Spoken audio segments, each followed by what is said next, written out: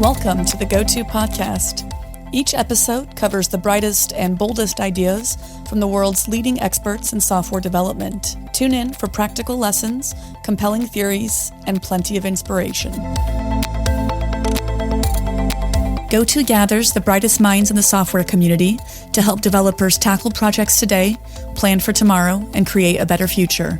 Stay up to date with the latest in tech through GOTO's top-rated events held online and in person in cities like Amsterdam, London, Copenhagen, and Chicago, and by subscribing to the GOTO Conference's YouTube channel, where you can find thousands more high-quality dev talks. Learn more at gotopia.tech. Hello, welcome to another episode of GOTO Book Club. My name's Phil Winder, and I'm the CEO of Winder.AI. Since 2013, Winder.AI has been developing AI applications, and if you need AI engineers for your next project, then give me a call. I'm here today with James Phoenix and Mike Taylor. They are the authors of brand new-ish book 2024, end of 2024, Prompt Engineering for Generative AI. There you go, proof. Today I'm hoping to basically delve through the book and ask lots of questions, follow-up questions that I had based upon all of the interesting insight that was provided in the book. Yeah, Mike, would you like to go first, just to introduce yourself, tell us about what you do, and what made you interested in prompt engineering to begin with? Sure, Phil. Yeah, and thanks for having us on here. I also love that you use the word delve, by the way, because that's one of the words that we had to search for the book and make sure that it wasn't in too often, because it's what ChatGPT uses quite a lot. But no, I got into prompt engineering in 2020 because I was actually just leaving my first company. I founded a marketing agency, grew it to 50 people, and then was looking for something to do during the COVID lockdowns. I got access to GPT-3, so the rest is history. And I managed to start replacing all my work with AI, and then eventually started to work in AI full time. So yeah, we could talk a bit more about that, but yeah, that was my journey. Perfect. And James, over to you. Yeah. Nice to meet everyone. I'm James. I'm a software engineer, indie hacker, and predominantly been using GPT and OpenAI for a good couple of years now. I really enjoy using it for coding, so I'm really, really into the whole cursor stuff and sort of replacing any part of my workflow. I do a range of different clients for projects for clients. So I've got one client at the moment who I'm helping build some sort of rank tracker for LLMs and classification pipelines and that kind of stuff. So yeah. Interesting. Okay, good stuff. All right. Well, thank you again for the book. I found it really, really interesting. I think I'd like to start off by asking a few general questions about the use of LLMs and generative AI in general, just to bring everybody up to speed if they're not fully aware of what it is. So how, I guess, let's get the big one over and done with. How would you define prompt engineering? What is prompt engineering?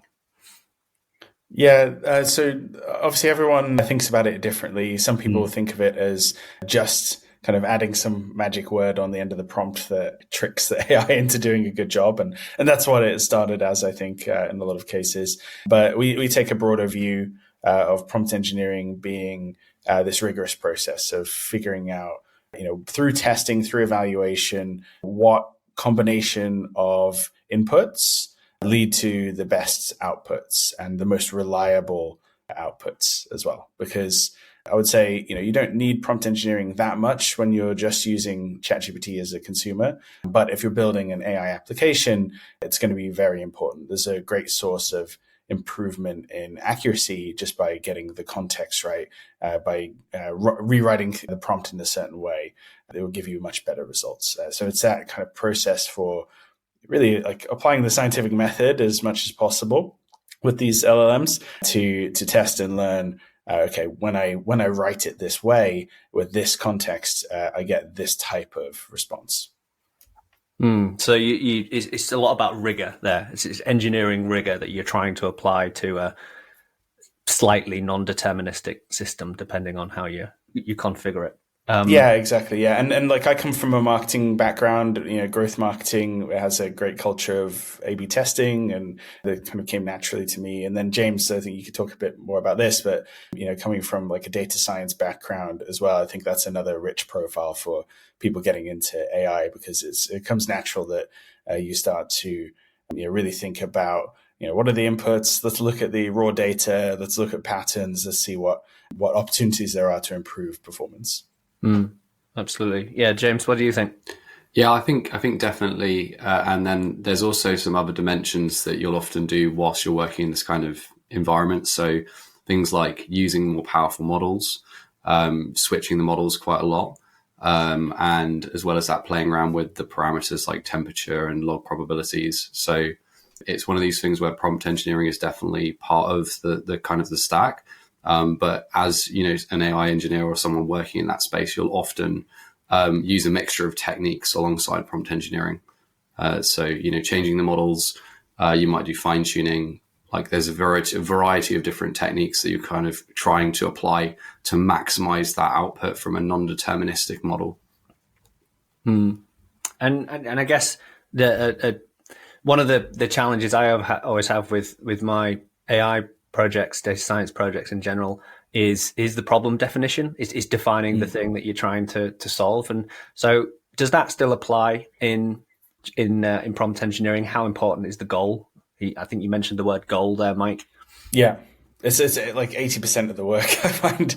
Quite often when I work with clients, they don't have any formal process for evaluation, and that becomes most of the hard work. Right. But because once you have a way to measure whether this is a good response or a bad response that doesn't require like the CEO of the company to come and check each response manually. Like once you have have a programmatic evaluation method that you can run after every response, that's when it really blooms. It really opens up the amount of things you can do in prompt engineering. You can A/B test, especially if you're not a domain expert in this area. So say you're working with a team of lawyers, like James, one of your projects, like it's a real bottleneck if you have to go back to the lawyers every time to check whether the response is good or not, right? You need to build up a test set, different test cases. You need to know the right answer in those cases. And then you need to set up some evaluation metric that you can use to optimize. Once you have that, you can do A/B testing. You can build like more interesting architectures with retries and things like that. So that tends to be the main key. And if you don't have that, you can't really do prompt engineering. Yeah, just to add on to this, I think the other thing that's really interesting is, for example, it's much harder to evaluate content generation versus a classification pipeline, because you can easily see when a classification's gone wrong. So depending upon what you're trying to do as the goal, if your goal is to produce, social media posts, the evaluation isn't necessarily as important there. I mean, you could make the argument that brand text and guidelines are quite important, but there's less of an effort on that side. Whilst if you've got like very wrong classifications, that's going to have a lot more of an impact on downstream data and the applications that are consuming that data. So there's a risk of how well do the evaluations have to work, and also how easy is it to tell whether it's good or bad. If it's classification, a binary classification, it's very easy to see if it's wrong. It's a lot less easy to see whether it's wrong when you have a human evaluating this piece of marketing material versus that part of marketing material, because it is a lot more vague. There's a lot more nuance to language than binary classification as well. So those are all the types of things you also run into as well. Yeah. Okay. Cracking. So I guess before we dive any deeper, are there any misconceptions or anything that we need to sort of clear up before we dig in? Yeah, one of them is just that prompt engineering isn't an art as much as it is a science.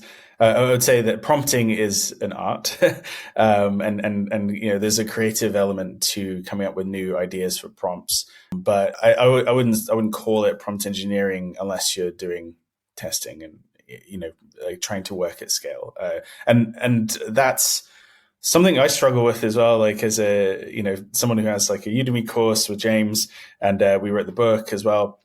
Those are targeted more towards a technical audience, but initially a lot of the audience was non-technical. We get a huge demand from people who don't know how to code, who want to read the book or want to get better at prompting. And it's just kind of two different things, right? Like there's only so much testing you can do manually without like being able to code and being able to run it 1,000 times or 10,000 times and see how often it breaks. So that's something that we still don't have, I think, a good handle on in the industry, whether you need to know how to code to be a prompt engineer, because when I deliver training, quite often the non-technical people will say this is too technical, and then the technical people will say this is too simplistic, so what I try and do is I call it prompt engineering if it's for a technical audience, and then I just call it prompting if it's not. But like not everyone has that same definition in their head, That's the thing I would love for more people to clear up. So you're almost saying that it's actually more like programming than it is writing. So do you consider prompt engineering to be a new style of programming? Yeah, it feels that way. I really like Andrej Karpathy, his take on it, that it's basically like a new kind of abstraction on top of machine learning, which was an abstraction on top of programming initially, right? Rather than building like a special purpose computer that's the size of a room to do a specific counting task, that was like the first programming, right? It was like actually literally building the computer, and then we had general purpose computers where you just had to write the program and run it, and then you have machine learning where you just need to give it the data and it will write the program. And now we have these pre-trained models. Now we just need to kind of write in plain English what you want, and then find some sort of way of evaluating it. So yeah, it does feel like a new way of programming. James, I don't know if you want to talk a bit more about your work with like Cursor. You're very deep into using.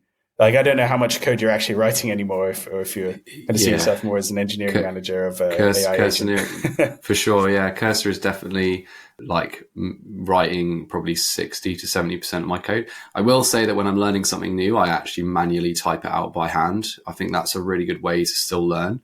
Otherwise, you're sort of blindly copying and pasting. But yeah, definitely what I'm starting to find is even in engineering workflows, you can specifically have prompts to just take that piece of work. So a good one is like if you're in Composer for the whole day in Cursor, you can have a separate prompt or a separate notepad that will generate a progress report in a specifically standardized way. Like what were the key learnings today, the key blockers, the next steps. You just say generate a progress report. And because Cursor's now got like an agent mode, it can also run Linux commands to get the right date and time and format and that kind of stuff. Or you can do things like have a prompt to generate a Git commit message based on Git conventional commits. So like, prefixing with fix or feat or chore. So you can kind of automate these smaller routine or subroutines that you're doing as a programmer, as well as the code that you're also generating. So yeah, I definitely find that, like LLMs are speeding us all up. I think going back to what Mike was saying about, you've got this non-technical versus technical audience. I think with the technical audience, it's very much more focused around scientific rigor and experimentation when it comes to AI engineering and prompt engineering. And then I think for the non-technical audience, what I always recommend is just enriching the context as much as possible, because like they're not going to sit down and run O1 Pro 100 times or O1 100 times because it's just the latency is too large. But if they get the right context in there, then it's probably going to be good enough if they're just using a one response or two responses. So I think, putting an emphasis on the richness of context is really great for a non-technical audience for sure. Stay with us. We'll be right back. Should I be excited or afraid of AI? The answer is yes. It's both. Things are going to look so different in the next couple years. You will not be ready for the disruptions that are going to come. I'm Jeff Nielsen, host of Digital Disruption, the go-to podcast for technology leaders. Our generation's conflict, I think, is going to be emotional, not economic. The companies that are going to win are the ones that have a couple of characteristics. Stay ahead of the curve with Digital Disruption. Available now on your favorite podcast platform. Interesting. Okay. All right. Let's move on to the book. I think so. One of the big headline topics that you kind of go back to throughout the book is this 5 principles of prompting. I guess let's have a little bit of a background. So it's a nice, catchy title. I can see why you've done it, but I guess why did you come up with them in the first place? Like, why not 6 or 4? Yeah, good question. So it came from self-preservation, essentially. So when GPT-4 came out, we had a bit of a panic, I think, because a lot of the prompt engineering techniques that we used to use for GPT-3 just weren't really necessary anymore. Like, you didn't have to threaten it to return JSON. It like started to follow instructions much better. And now, today, like all the frontier models are pretty good at following instructions. So, don't need to kind of hack the prompt as much as you used to. But, looking ahead, I thought, okay, well, we're just about to write a book. We're creating a course as well. We don't want to have to update those 2 assets too often. And so let's think really deeply about what would form the core of these principles. What things that, were we doing with GPT-3 that we're still doing today with GPT-4, and looking ahead, like what do we think will still be useful with GPT-5 and so on. So that was really just an attempt to make sure we didn't have to do version 2 of the book like 3 weeks after it was released in print. So yeah, we boiled it down and we tried to condense the principles as much as possible. And then actually we were pretty happy when OpenAI came out with principles. They have like a prompt engineering guide now, and it came out after we'd already written most of the book. And I quickly checked it, and I was like, okay, yeah, that principle maps to this principle. So yeah, it felt good. But I feel like pretty much anyone who works with these tools will arrive at a similar set of principles, and there's nothing magic to it. Anyone who's very experienced will get these straight away and will recognize them. But starting with those 5 principles in the first chapter just really helps people ramp up if they're not as familiar, if they don't have as much experience in prompt engineering yet. Yeah, James, what do you think about the 5? Like, have you got any ones that you particularly like? I think division of labor is something that I use quite a lot, because when you're combining and composing multiple prompt chains, you are essentially breaking down a larger problem into a series of sub problems that that basically once solved will solve the larger problem. And I find that works incredibly well. I think that it also works quite well with imperative programming languages. So you don't really want to do everything up until this point because you don't have certain data, or maybe you have to go to the database at that point. So just from the nature of things, you'll find that when you're doing prompt chaining and creating these chains, they naturally don't all sit together anyway within the code and within the data pipeline flow for back-end applications. So yeah, definitely division of labor. I think that's a really good one. It's probably my favorite for sure. Cracking. So I think it might help actually if we just give a little example there, James. So if division of labor is your favorite, could you just walk through how the average person might do that for a simple task like writing an email or something? How would you approach that? So if we're thinking about writing an email, the first thing you might want to do is gather some relevant context about that person or that company. The other thing you might want to do is gather context about previous emails that have been sent, because there might be several email threads that are happening, which actually would be really beneficial to know about that. So those are the kinds of things you would do as upstream chains. And then the second thing you might do is then generate the email. And then the third thing is you might have like a human approval loop or a human approval stage. And then the fourth thing is you might get another LLM to critique the email and look for any like spelling mistakes or discrepancies or things that are missing. And then you would then have a final step to say, send the email. So rather than just say, let's create an email from this email, there's a step 1, which is gathering the right relevant context. So that might be doing some additional information, or maybe you've got a database full of the people that you're talking with, or it could just be also gathering relevant emails from your Gmail via the API. The second stage is generate the email. Then you've got maybe some human approval step or a human in the loop step. And then you've got a critique step and then send the email. So rather than trying to do everything in one step, you're kind of breaking that down into about 4 steps. And the reason why is that then you can have a deterministic way of doing that while still using LLMs within that workflow. Yeah, and if you find you're having trouble with one of the steps, you can then continue to like break that down further. So like one of the things I found quite good for creative tasks, like the actual generation of the email, is split that into, okay, write a hook first, and then based on this hook, write the email. And just by splitting that into two smaller tasks, I find that you end up getting much more creative responses. And you can test whether, this model is just not good at writing a hook, like a way to draw people in, or whether this model is just not good at taking a hook and writing it out. And you might find that you use two different models for those two things. Like you might have to use a much better model for the creative task than you need, for the actual email writing task itself. Mm-hmm. Yeah. The other thing to note here is depending upon how cognitively intelligent the models are will depend upon when you need to split tasks into multiple subtasks. So when you had like GPT-3, it was quite advantageous to have more division of labor, at smaller and more easy tasks. Now that you've got O1 and O1 Pro, you can essentially just one-shot entire scripts or one-shot entire processes. Obviously, that retrieval step might be done separately. But if we're viewing very much like editing a coding file, you could maybe do all of that in one go.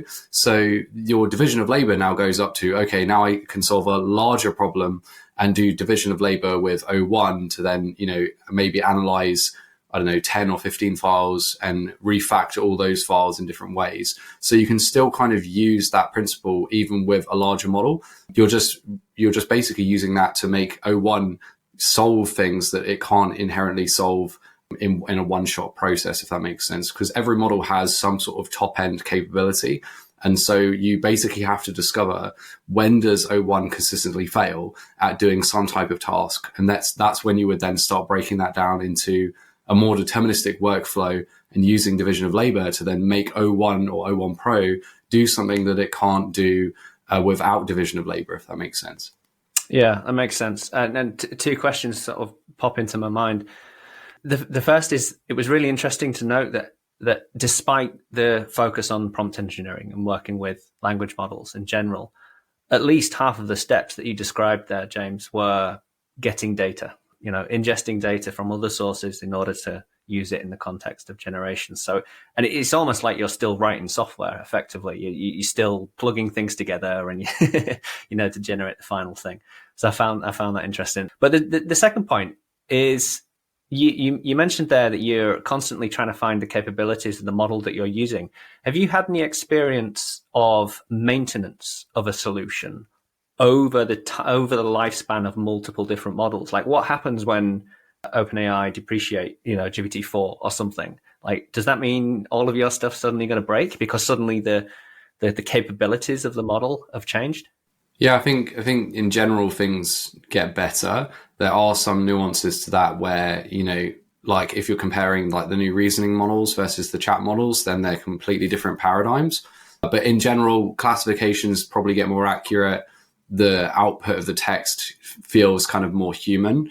That being said, there are scenarios where you can get regressions because the newer model doesn't work with the old prompt in the same way. And we actually did experience that for one of our products called VexPower, when we had an automation script that would basically generate a large part of the course from listening to a video transcript and ingesting the course materials and sort of helping with the FAQ and the exercise generation. And we found that when we moved from, I think, GPT 3.5 to GPT-4 and GPT-4 Turbo, that we actually, the original prompt just basically broke. And I had to go in and re-architect and just basically go in. And so, yes, you can get changes. I think that is also happening less and less. And the reason for that is a lot of developers are now using something called structured output parsing, which is a native supported output formats for OpenAI, and Anthropic also offer something similar, which basically allow you to define Python Pydantic models or Zod models for data validation. And these models that you can use, so for example, GPT-4o Mini, have been fine-tuned to do JSON decoding and generation of JSON characters in a very deterministic way, so that when it does produce JSON, it doesn't run into validation errors when you're passing that string into a JSON type. And so we are finding that the more that you use structured outputs, then potentially the less is going to change in terms of the data that's coming out. So the structured outputs API is definitely worth looking at. It's something that I use actively on most of my projects. And that's been a massive improvement versus, what we had to do 2 years ago, where you had to specifically put in the prompt, this is the kind of JSON structure that I want. And sometimes it wouldn't conform to that. Yeah, and like with the new capabilities as well, you find that even if your old code doesn't break, it's just a really inefficient way to do things, because the older models tend to cost more and the newer models, they have more capabilities. So like I had a recent example where I had a client, they were, doing video transcription, and they were using a service for the transcription of the audio, and then they're taking that transcript and then doing some kind of entity extraction from that transcript. And we found with Google Gemini, which takes audio as a native input, like it doesn't need a transcription model on top, like it doesn't need Whisper, which is what they're using before. Now you can just dump the whole thing into Gemini, and they didn't need to chunk it up into different sections first. They didn't need to transcribe it first. Gemini just does it all in one shot. And because they have, I think it's like 1 million or 2 million token input, you can put the whole call transcript in there, or actually the whole call audio in there, and then just get back out the entities. So it just massively simplified the whole pipeline once we got that working. It just took a lot of effort to optimize the prompt, but now it's at the same sort of 75% accuracy, something like that the previous system was, but at a much lower cost. I think it's about 60% lower cost. Much lower maintenance burden as well. Yeah. Okay, great. So I think we sort of almost highlighted a little bit there about, talking about task decomposition and specifying, JSON output structure formats and things, about specificity, about being specific about what you want the model to do. But there was a really interesting quote that from your book that I found interesting. If your prompt is overly specific, there might not be enough samples in the training data to generate a response that's consistent with all your criteria. And so that's saying that almost you can go so deep sometimes that you actually end up in a space within the model that doesn't have any previous examples, and therefore what you get out might not be appropriate. I guess that might be more of a problem for image models, possibly, than it is for text. Because I would guess there's maybe more gaps in the training data for image models than there are. There's a really good example I can give of this. I've actually got an example of this. Of basically, I was doing basically like an interview for a job and sort of a placement on there, and they created a custom data structure to basically map their kind of back end systems to the React front end. And you can't use prompt engineering if you have like a custom data structure, because these models don't have any data in the pre-training data about that type of custom data structure. So the only thing you can really do at that point is few shot learning with their own custom data structures, or build a fine-tuning model, which takes a lot more time. So when you're working with coding, if you're creating kind of a custom way of doing some type of CRUD operation and you're not using standard backend, so you're maybe using a JSON file as your backend, and you have your own custom data structure and you have your own kind of ways of manipulating that JSON in an API layer that gets exposed to the front end, then all of that is very difficult to actually work with in terms of figuring out how does that work? How can we automate parts of that? How can we know which API endpoints to call? Because the data structure is specifically custom. Now, if you start using Postgres and you give it the Postgres tables, or, maybe you're using MongoDB, there's enough data in the pre-training to know what types of operations you can do on any type of database in general. And so that's where, there is a trade-off between, if you do start doing things in a different way that is off the standard path, then you're going to end up where there's probably less likely to be data in pre-training for that. Another example of this is if a package changes tomorrow, there's probably no pre-training data in that foundational model about that package at this point in time. And therefore, if you try and generate code about that newer package, you're going to get older package code that's generated. So, you've got to be very careful about specifically those types of problems. Yeah. I've seen the same thing, and specifically on image models, which is the part of the book that I handled most of. You used to get to these really sparse areas in latent space, right? Where there might be a lot of pictures of Ronald McDonald, right? And there might be a lot of pictures of astronauts, but there's not that many pictures of Ronald McDonald as an astronaut, right? And then the more variables you layer on top of that, the more likely the model is to get confused and not know how much of Ronald McDonald to put in there, and not, versus how much of an astronaut to put in there, because there's some kind of inherent conflicts. And that could lead to really creative results in some cases, but also quite often it leads to poor results when you step too far out of the training material. And the solution there is, you can train new weights for the model. You can use Dream Booth, which is like a fine-tuning technique, or LoRa, and give it examples. But then when you're training the model, fine-tuning the model, then you're in some ways kind of constraining the creativity of the model as well. So this is always a trade-off, because if you think about it, the more examples you give it, and this is true of text generation as well, the more examples you give it and the more you steer it in one direction, then the less freedom it has to come up with something that you didn't think of. So usually what I try to avoid getting stuck in this trap is I'll try prompt engineering first. I'll try and get see what it comes up with just natively, and then if it's too out of bounds, then I'll start to layer on few shot examples or step towards fine tuning. But like I don't jump straight to few shot and fine tuning for that reason. I want to give it an opportunity to surprise me and give me something that I wouldn't have thought of. Then I can adapt my vision accordingly. So how do you actually go about finding that middle ground, that perfect balance between specificity and creativity? Is it an iterative process based upon the problem that you're trying to solve, or are there like tricks of the trade? Yeah, for image generation in particular, it's much more iterative. I think image models are starting to get smarter, starting to get better at adherence to the prompt and character consistency as well, especially some of the video models where character consistency is really important, because you can't have your character change their face like halfway through the video, right? It doesn't work that way. So that is something I think that's like a very strong active development space, and the models will just get better natively at it. But until it works better out of the box, it is very iterative right now, and it just takes a lot of trial and error. Okay, good stuff.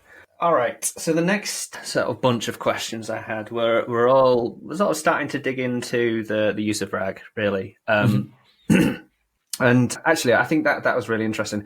So the quote that I pulled out was, "The real unlock is realizing that every part of the system can be broken down to a series of iterative steps." And we talked about that, and we touched upon it earlier with your comment, James, where you were talking about task decomposition and how the newer models are actually able to do that themselves. But what struck me, I think, with one of your examples, you mentioned in there using the words, literally the word step by step, forces it into this mode of planning effectively. And it made me wonder what other words are hidden within the models that force certain behaviors, and why are they there? Yeah, I think maybe it's just the way that the model is like learned from the pre-training data, that when it has that, then the next bit of information that it sees or produces is a more based on a reasoning chain. So thinking step by step, or like, let's explore this, or let's think through all the steps, or, let's use chain of thought. So all of those ways were like early ways to determine whether or not you could get some type of more reasoning, and using the reasoning from that to then hopefully produce a better answer. It's interesting because a lot of reasoning models do this now, and they do this. So O1 Pro will do reasoning for you. So I do think chain of thought is becoming less of a used technique. It's still used in chat models, but specifically for reasoning models, they're already doing that, and they're doing like a turn-based approach where they go through a series of steps, and they'll use the reasoning tokens within that single step, which then goes into the input of the secondary step. So I would actually say that we're using those types of things less. I think the principles that are kind of standard are things like if we're giving direction, for example, getting that relevant context is still very important. Specifying format, again, is also, we're using that quite a lot with structured outputs, and few-shot learning is still really important. But I would say that chain of thought reasoning is probably going away, at least in reasoning models for sure. Yeah. Yeah, the new one I've been seeing a lot of, and soon to be baked into most models, is more like self-evaluation or backtracking. So I don't know if you've seen this when using Claude, where it will start writing out the answer and they'll say, "Oh no, sorry, I made a mistake there," and then it will change its direction. So it's kind of evaluating itself. So it's rather than chain of thought, which is like planning ahead, then you have this kind of other concept of like, after it started to generate, does it backtrack or change direction? But yeah, I would say generally the reason why they're there in the training set is just that this is what people do, right? When I was running my marketing agency, I would tell people to plan what they're going to do for a presentation before they create the presentation, or they'll tell them to write an outline for a blog post before they wrote the blog post. And that's because thinking step by step through a problem really helps people access higher level thinking and make sure they don't forget anything, and make sure that they are doing things in the right way to achieve a goal. And if step by step reasoning helps humans, then LLMs are kind of like a human brain simulator. If you think about it, they're trying to predict what a human would say in that situation. And so it makes sense that the techniques that work for people will just work for LLMs as well. That's what they've seen in the training data. And when people think step by step, they tend to end up producing better results. So it's kind of a way to steer them towards those better results. Yeah, it's just specifically the use of that word that I find a bit weird. It's not a word that I've used in the past, and I haven't read it in the past, and then all of a sudden it's a word that everybody's using because it steers the model so much. It becomes a meme, because it's the word that they specifically used in one of the scientific papers, right? Exactly. And then everyone bakes that into their libraries and blog posts and prompts, and then we, you might learn it from that second order or third order, like by reading our book or whatever. But yeah, like you don't have to specifically use that phrase. There's not actually. It's a big misconception. I think a lot of people think is that they think you have to use the phrase "let's think step by step," but actually any method, any combination of words for getting it to think through the problem first is going to work. Okay. Yeah, I think there's also some, like emotional prompting still works with like O1 Pro, for example. So if you tell O1 Pro, I'm not really bothered about this answer, it will give you something pretty small. But if you say like, I have to get this right because my livelihood depends on this, O1 Pro is going to think for much longer, and it will give you a much longer output as well. So even emotional prompting still works. We don't have that think step by step anymore, but emotional prompting definitely still works with O1 Pro. Yeah, interesting. I don't think that was one of your recipes in the book there, emotional prompting. It should be your next book should be a self-help book. I think it'll be useful there. Therapy with LLMs. Yeah, absolutely. Yeah, I mean, and there were quite a few other strategies that were mentioned. I think the one that jumped out at me is the query planning prompting, attempting to address multiple user intents. Could you talk a little bit more about query planning? Yeah, so query planning is basically where you have a user query, and then rather than sending that straight to an LLM, you can decompose that down into a series of intents, and then you can work out the order of those intents and then execute those. So that can be useful to specifically figure out what to do at what point. There's also something else that you should be aware of called routing, which is another way of doing kind of query planning, where you can basically take a user query and you have a bunch of destinations. So let's say you've got 3 destinations, A, B, and C.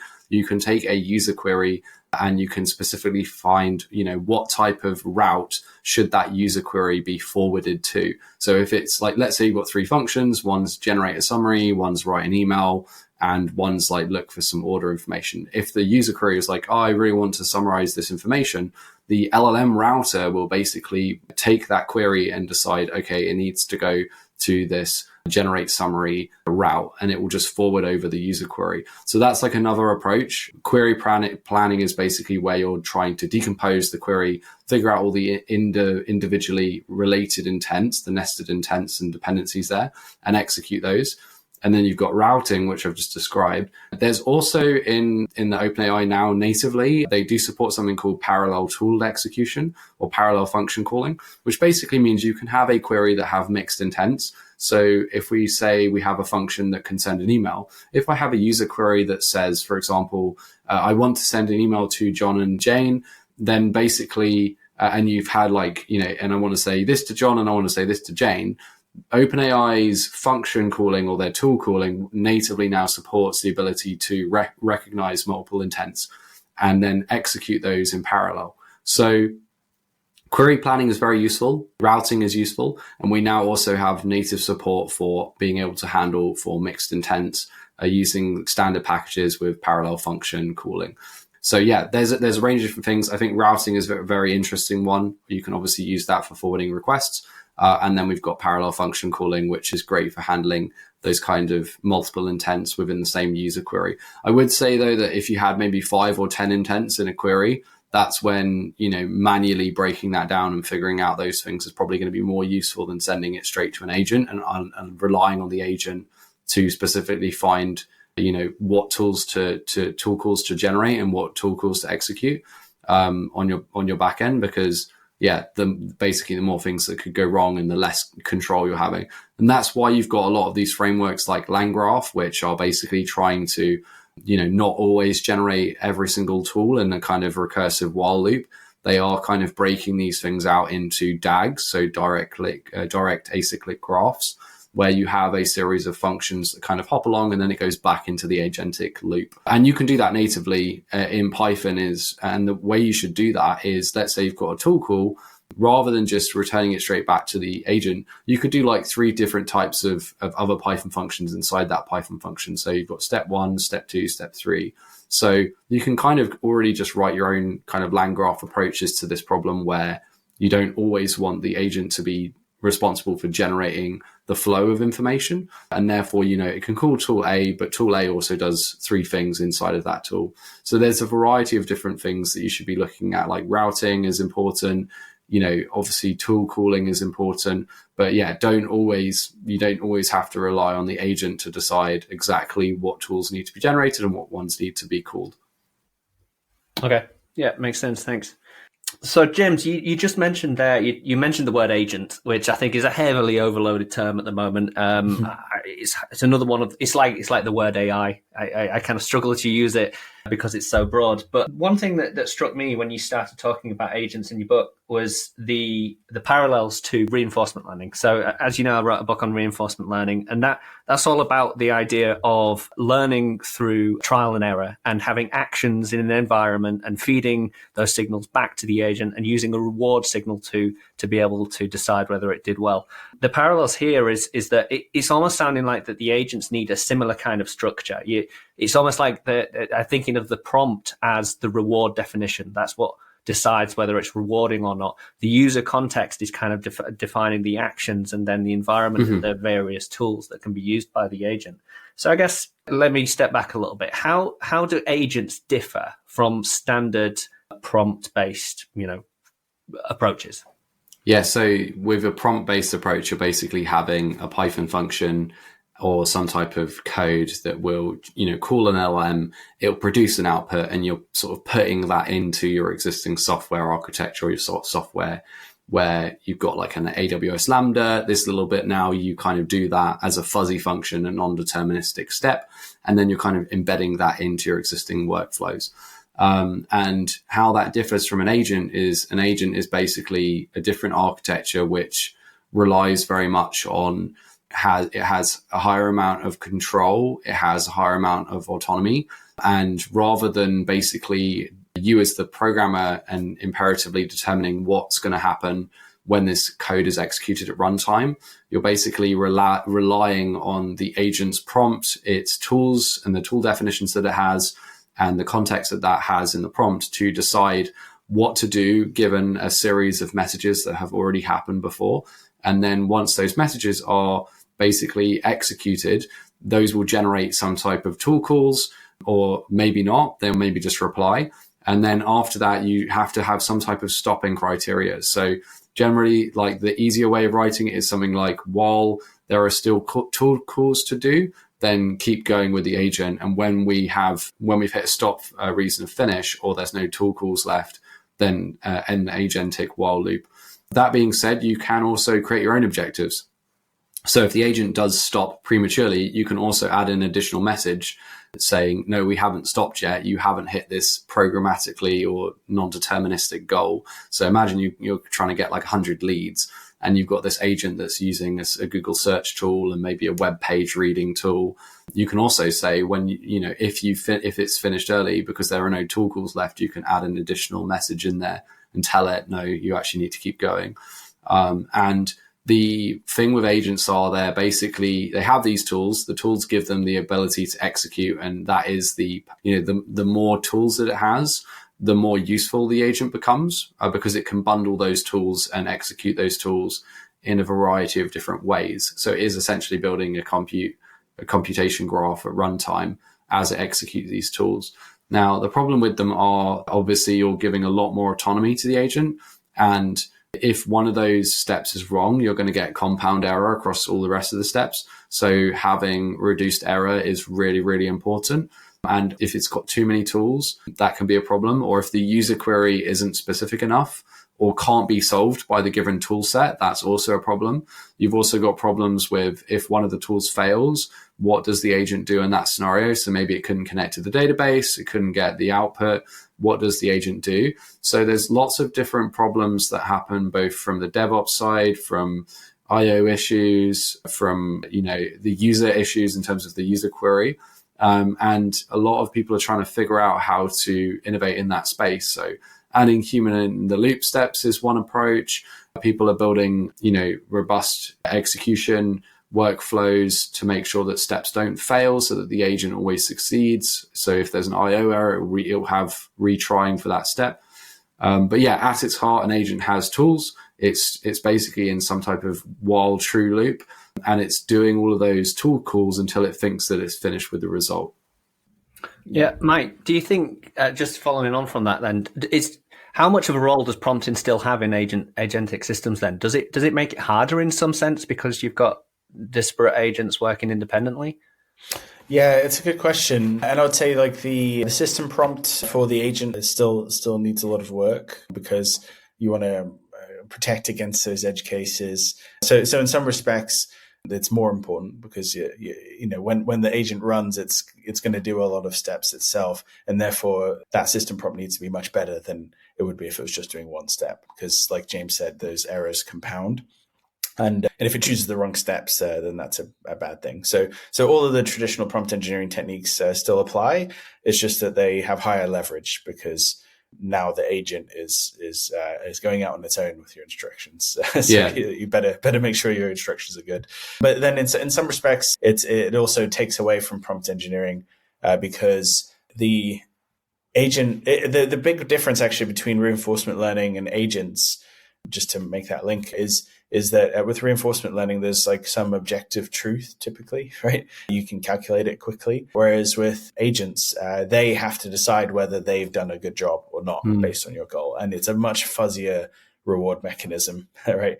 And self-determined in some ways. So I think that's why we're not seeing that many true agents in production, because the current crop of models just aren't as reliable in terms of deciding whether they've done a good job, and also in deciding what to do based on their observations. And as we get better models, then those loops will get tighter and they'll make less mistakes. But it's kind of it's a bit of a trap in that if the AI can't do that task very well, it's also probably not going to be very good at judging whether that task has been done well to some degree. So that I think that's the major difference. And that's why when people talk about agents from a marketing perspective, you hear Salesforce or Microsoft talk about agents, they're not really talking about agents.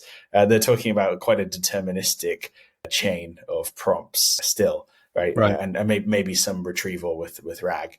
It's very rare that you have a true agent in production these days, although that should change quite a lot in the next year. Yeah, just to add on to that, like the other things for the prompt engineering side is obviously you can write the tool definitions more explicitly. Mm-hmm. So if the tool definitions are very detailed and tell exactly when to use this tool, when to not use this tool, all that information is really valuable to the agent because it will pick different tools based on those tool descriptions and the arguments of those tool descriptions, etc., which is generally in a JSON schema specification. So that also has an impact. You can also do hybrid, by the way. So you can have like the agent uses a search function and it calls a search function. And that search function could use something like Q-learning where it has a Google search, a Tably search, a variety of different searches. And then it could use Q-learning inside of that tool call. And so it is also possible to have an agent that has a mixture of an LLM-based agent with a tool call that will use different types of searches based on an updated Q-learning table. Okay. Cool. Yeah, I think obviously that's where most of the innovation is going on at the moment. Be interesting to see where that goes. But I think we've got to the end of our time slot. So I think the only thing that remains is to thank you both for joining me today. It's been really interesting. To everybody else, the book again, Prompt Engineering for Generative AI. I'll plug it for you. There you go. Really great book. Read it almost like in a couple of nights, really. Just kept going and kept going. It's a really fun book, really interesting, and I really enjoyed it, so I definitely recommend it. Yeah, any final closing words? Anything you want to plug? Yeah, no, I think, I appreciate you shouting out the book and also reading it so quickly as well. I'm glad it's digestible. But yeah, no, I would say like one thing I would like to end with is just to remind people not to get too anxious about how fast everything is moving, because if you're following everything on Twitter or Reddit and you're seeing new things come out every single week, it can get anxiety inducing, thinking, how am I going to keep up with all this? But what I found is that after a couple of years of being in the mix, very, very few things actually change. And even though the models are getting better, they're getting better at a predictable rate. Costs are coming down at a predictable rate. So it's just a case of zooming out a little bit, like thinking ahead and going, okay, well, if I start working on this project now, where are things going to be in 6 months? And I would say that even though things are moving fast, if you're in a specific niche or a specific domain, you can not drive yourself crazy trying to keep up with everything.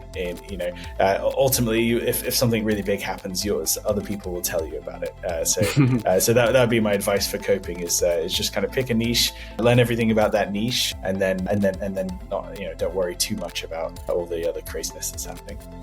Nice. Yeah, I think my plug will be, if you haven't checked out Cursor yet, definitely give it a go. And I think the other thing as well is this idea of bottom-up coding. So you can sort of give a very large goal to Claude and then break that down into lots of different smaller tasks, which you work through, in Chat or Composer. But then there's also this bottom or top down like approach to coding where you give O1 Pro 10 files and you say, generate me 3 or 5 new files, which is a completely different paradigm. And it's when do you use either of these? So like Claude Sonnet has very low latency, but it has more regressions and more hallucinations, whilst O1 Pro has incredibly high latency, but very high accuracy. And so there's something to be had with sometimes you should pick Claude and sometimes you should pick O1 Pro. There's also scenarios where sometimes you'll use Claude and it will generate code and you'll kind of get stuck in a loop and it can't really figure it out. You jump to O1 Pro, go make a cup of coffee or tea, and then you come back and it's sort of figured it out on the first go. So having a think about when you should be using these kind of reasoning models for your development work versus when you should be using a lighter chat model to be doing quicker edits or doing that bottom-up approach to coding rather than the top-down. So have a think about that and obviously let me know. Yeah. Okay, thank you both. See you later. All right, thanks. All right, thanks. Thanks for listening to this episode of the GOTO podcast. Head over to gotopia.tech to discover lots more content from the brightest minds in software development.